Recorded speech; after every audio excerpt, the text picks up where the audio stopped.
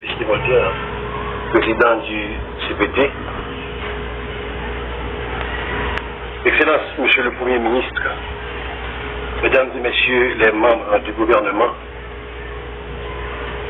Monsieur le commandant-chef des forces armées d'Haïti, Monsieur le commandant-chef des forces de police, Monsieur le commandant-chef des forces de la mission multinationale de soutien à la sécurité, distingués représentants de la société civile,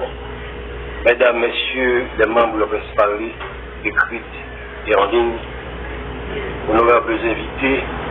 en vos rangs, grades et titres. Dans ce contexte de menaces de sécurité de niveau de défense qui mettent en péril l'existence même de notre République, le bien-être et la survie de nos communautés, tant à Port-au-Prince que dans la Tibonite, je ne dirais pas que c'est un plaisir pour moi de répondre une nouvelle fois à l'appel de la patrie, mais plutôt un devoir. Aussi, voudrais-je profiter de l'occasion pour remercier le Conseil présidentiel de transition et le Premier ministre pour la confiance qu'ils ont placée en moi en faisant choix de ma personne au titre de secrétaire d'État à la sécurité publique. À un moment où le pays vient d'enregistrer pour l'année 2024 qui vient de s'écouler un nouveau triste record en matière de statistiques criminelles, soit 5601 homicides et 1494 cas de kidnapping. J'ai une pensée spéciale pour toutes les victimes directes ou indirectes de l'insécurité pour lesquelles j'ose vous demander un moment de silence. Mesdames, Messieurs, si j'ai accepté de revenir au service de l'État et de la population dans un contexte aussi difficile que troublé, ce n'est pas parce que je crois que je peux faire des miracles, ni que je sois porteur d'un quelconque destin messianique, mais c'est seulement parce que j'ai grand espoir que mon expérience dans le domaine stratégique et opérationnel, associée aux compétences professionnelles de collaborateurs choisis sur mesure, pourront apporter une contribution significative dans ce grand chantier de la reconstruction de la gouvernance sécuritaire du pays. Évidemment, je ne me berce pas d'illusions sur l'ampleur des tâches qu'il convient d'abattre dans un délai que nous voulons le plus court. Redynamiser l'action des forces de police et des services de renseignement de sorte à optimiser les résultats opérationnels sur le terrain en ce qui concerne notamment la lutte contre l'insécurité. Coordonner l'action des principaux organismes publics coproducteurs de la sécurité de manière à générer un effet de complémentarité contrôlée dans le processus de sécurisation du territoire. Proposer au gouvernement une politique nationale de sécurité publique afin de permettre aux acteurs de sécurité d'agir avec une plus grande proactivité et une plus grande capacité de ciblage des menaces de sécurité.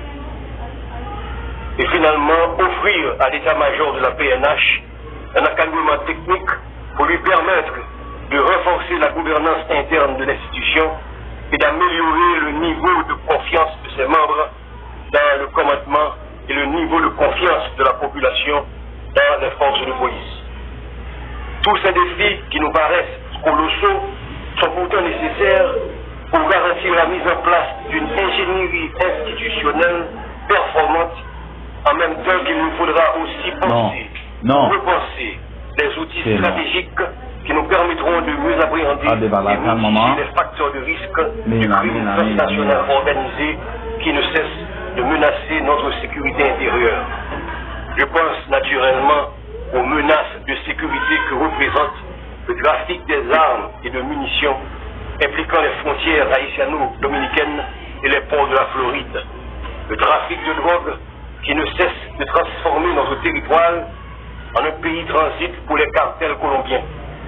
La cybercriminalité qui attire sur notre sol même des acteurs criminels en provenance de l'Europe du Sud. Le terrorisme, dont les pratiques de violence prédatrices trouvent déjà un écho favorable chez certains groupes armés à Port-au-Prince et à Petite-Rivière de la Tibonite. Mesdames, Messieurs, s'il faut que je le rappelle, la fonction de la sécurité publique ne se limite pas seulement à concevoir, planifier, ordonner et mettre en œuvre des parades d'action institutionnelles se limitant exclusivement au domaine de la lutte contre la criminalité ou de la délinquance.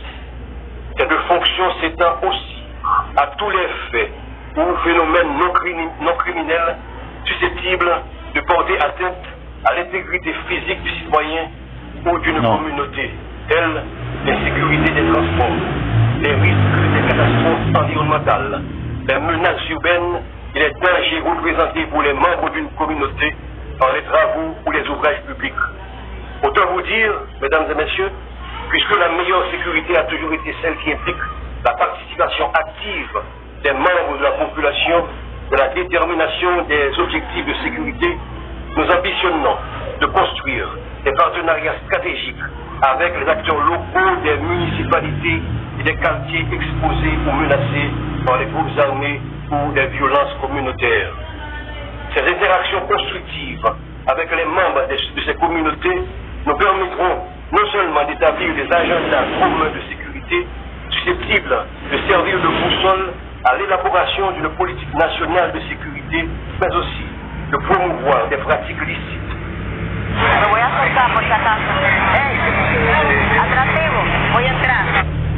Son Excellence, Monsieur l'estimataire, président du CPT, Excellence, Monsieur le Premier ministre, Mesdames et Messieurs les membres du gouvernement, Monsieur le commandant-chef des forces armées d'Haïti, Monsieur le commandant-chef des forces de police, Monsieur le commandant-chef des forces de la mission multinationale de soutien à la sécurité,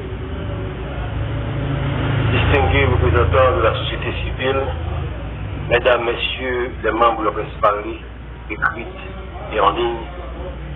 honorables invités en vos rangs, grades et titres. Dans ce contexte de menaces de sécurité de niveau de défense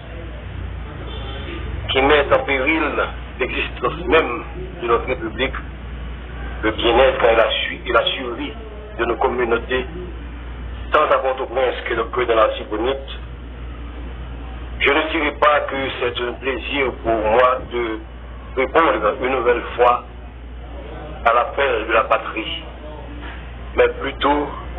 un devoir. Aussi, voudrais-je profiter de l'occasion pour remercier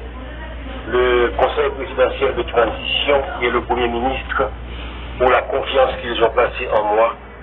en